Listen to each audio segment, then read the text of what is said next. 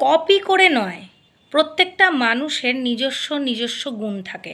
কেউ গান করতে পারে ভালো, কেউ ইনস্ট্রুমেন্টে ভালো, কেউ নাচ করতে পারে ভালো, কেউ কবিতা বলতে পারে ভালো, কেউ আবার ভালো রান্না করতে পারে, কেউ হাতের কাজ করতে পারে, কেউ ভালো আবৃত্তি করতে পারে, মানে বিভিন্ন জিনিস নিয়ে রিসাইটেশন বা আঁকা অথবা নতুন কিছু ক্রিয়েটিভিটি, যে কোনো কিছু, সেগুলো দেখালে ভালো হয়।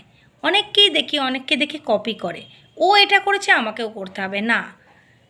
একটা কিছু ইউনিক, নতুন, তোমার যা আছে, যেটা তোমার নিজস্ব গুণ, সেটা দেখাও। কপি করো না। কপি ক্যাট হয়ে জীবনে কোনোদিনও কেউ অ্যাচিভমেন্ট পায়নি। সেটা সোশ্যাল মিডিয়া হোক, রিলস দুনিয়া হোক, যাই হোক। অন্য একজন এটার ওপর রিলস বানিয়েছে, আমাকেও কপি করতে হবে না। কপি ক্যাট হতে হবে না। হ্যাঁ, তা বলে কি ওই হলুদ গুঁড়ো, হ্যাঁ সবাই করছে, অন্যভাবে করছে, এগুলো ট্রেন্ডস, এগুলো হতে পারে। কিন্তু এক একজন হুবহু ও যা করছে আমায় করতে হবে, এতদিন করেনি অন্যেরটা দেখে শুরু হয়ে গেল, সেগুলো নয়।